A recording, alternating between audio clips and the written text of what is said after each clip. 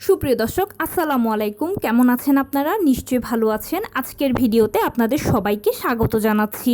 আজকে আমি আপনাদের সাথে শেয়ার করব, যদি আপনার নর্মাল ডেলিভারির ইচ্ছে থাকে তাহলে অবশ্যই নবম মাসে এই একটি কাজ আপনাকে করতেই হবে। তাহলে চলুন মূল ভিডিওতে যাওয়া যাক। বাই দ্য ওয়ে, মূল ভিডিওতে যাওয়ার আগে একটা কথা বলি, আমি আমার চ্যানেলে pregnancy related, specially normal delivery related অনেক ইম্পর্ট্যান্ট তথ্য ভিডিও আকারে শেয়ার করে থাকি। এই তথ্যগুলো আমার পার্সোনাল এক্সপিরিয়েন্স ও আমার ডক্টরের সাজেশন থেকে নেওয়া। তাই আমার চ্যানেলটিকে যদি একবার আপনারা ভিজিট করেন তাহলে আপনারা আপনাদের প্রশ্নাতীত মনের অনেক প্রশ্নের উত্তর পেয়ে যেতে পারেন। এবারে চলুন মূল আলোচনায় যাওয়া যাক। আমি শুরুতেই বলেছি আজকে আলোচনা করব, যদি আপনি নর্মাল ডেলিভারি চান তাহলে অবশ্যই নবম মাসে এই একটি কাজ আপনাকে করতেই হবে। এবারে চলুন বলছি সেই কাজটা কি। দেখুন, আমরা সবাই জানি যে নর্মাল ডেলিভারিটা সিজারের তুলনায় খুবই ভালো, কেননা সিজার হচ্ছে একটা ছোটোখাটো অপারেশনের আগে পরে বিভিন্ন ধরনের ঝুঁকি, সাইড ইফেক্টস থাকে। এছাড়া সিজারিয়ান পেশেন্টকে সারা জীবনভর কিছু না কিছু রোগশোক বহন করতে হয়, কিন্তু নর্মাল ডেলিভারি তার সব কিছু থেকে সেফ ও সিকিউরড। নর্মাল ডেলিভারি পেশেন্ট সারা জীবনই আরামসে দিনাতিপাত করতে পারেন।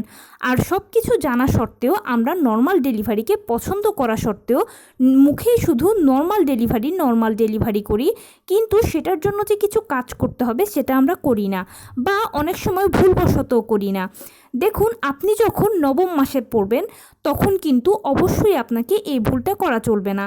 কেননা দীর্ঘ 8টি মাস আপনি নর্মাল ডেলিভারির প্রস্তুতি নিয়েছেন, কিন্তু এখন যদি শেষ মুহূর্তে এসে এই ভুলটা করেন তাহলে আপনি বহুগুণ পিছিয়ে যাবেন নর্মাল ডেলিভারির হাত থেকে।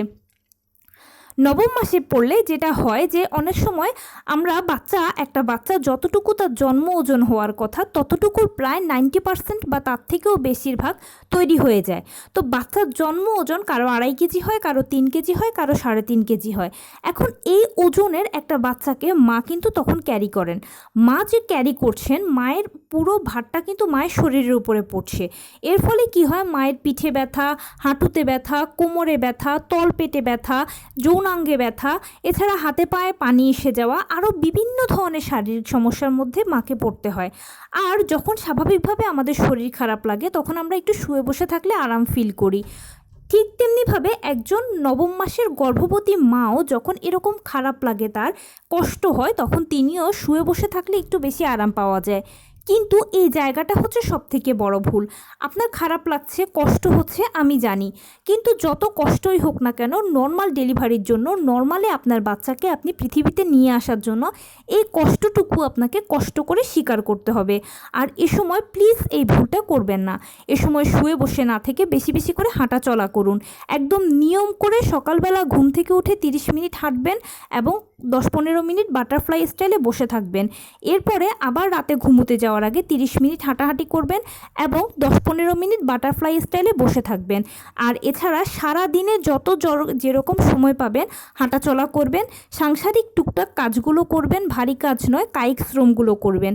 এর ফলে কি হবে, আপনি একটা ব্যায়ামের উপরে থাকবেন। ব্যায়াম হবে, ব্যায়ামের ফলে আপনার মাসেলগুলো শক্ত হবে এবং ডেলিভারির সময় আপনার কোনো কষ্ট হবে না, ব্যথা কম হবে। প্লাস সময় মতো আপনার জরায়ু মুখটা খুলবে, জরায়ু সংকোচন প্রসারণটাও ঠিকঠাক মতো শুরু হবে এবং সময় মতো লেবার পেইনটাও আসবে, আর আপনার স্মুথ একটা নর্মাল ডেলিভারি হবে। কিন্তু যদি আপনি খুব বেশি শুয়ে বসে থাকেন তাহলে যেটা হবে যে সময় মতো জরায়ুর মুখ খুলবে না, পেইন আসবে না এবং ডেলিভারির সময়ও আপনার অনেক বেশি কষ্ট হবে, কেননা এক কথায় শরীরটা এই সময় কিছুটা বসে যাবে। তাই যদি আপনি হাঁটা চলার উপরে থাকেন তাহলে আপনার শরীর একটা এক্সারসাইজের মধ্য দিয়ে গেল। আর নিয়মিত এক্সারসাইজ করলে আপনারা সবাই জানেন যে এটা নর্মাল ডেলিভারির জন্য কতখানি সহায়ক। আর অনেক সময় যেটা হয় যে আপনি যদি চাকরিজীবী হয়ে থাকেন তাহলে অবশ্যই নবম মাসে আপনি ছুটি নিয়ে নেবেন, ম্যাটারনিটি লিভ যেটাকে বলা হয়। কিন্তু চাকরিজীবীরা যেটা করেন যে তারা তো সবসময় ব্যস্ত থাকেন, তো ম্যাটারনিটি লিভটা যখন পান তারা এই ভুল কাজটা বেশি করেন যে একটু শুয়ে বসে সময় কাটাতেই পছন্দ করেন। প্লিজ এই ভুলটা করবেন না। যদি করেন তাহলে আপনি নর্মাল ডেলিভারি থেকে অনেক অনেক অনেক দূর পিছিয়ে যাবেন। তাহলে দীর্ঘ 8 মাস, 8.5 মাস বা 9 মাস যে আপনি কষ্টটা করলেন, নর্মাল ডেলিভারি চাইলেন বা তার জন্য যা যা করণীয় এতদিন দিন ধরে যা যা প্রিপারেশান নেওয়ার ছিল যতটুকু করেছেন সব শেষে তীরে এসে তরি ডুববে কিন্তু। তাই নবম মাসে পড়লে আপনাকে অবশ্যই হাঁটাচলা করতে হবে। যত কষ্টই হোক না কেন আপনি হাঁটাচলার উপরে থাকবেন, কায়িক শ্রমের উপরে থাকবেন, তাহলে দেখবেন আপনার অযাচিত ব্যথাগুলোও কমে যাবে, প্লাস আপনার ডেলিভারিটাও নর্মালে হওয়ার চান্স অনেক বেড়ে যাবে এবং নর্মাল ডেলিভারির সময় স্মুথ একটা ডেলিভারি হবে, আপনার কষ্টও কম হবে। তো এই ছিল আজকের ভিডিও। কেমন লাগলো বলুন? যদি ভালো লেগে থাকে এবং হেল্পফুল হয়ে থাকে তাহলে প্লিজ লাইক, কমেন্ট, শেয়ার করতে একদম ভুলবেন না। আর সেই সাথে আমার চ্যানেলটিকে সাবস্ক্রাইব করার বিনীত অনুরোধ রইল। পাশে থাকা বেল আইকনটি ক্লিক করে দেবেন যেন আমি ভিডিও আপলোড করার সাথে সাথে আপনারা নোটিফিকেশান পেয়ে যান। ভালো থাকবেন, সুস্থ থাকবেন। আসসালামু আলাইকুম।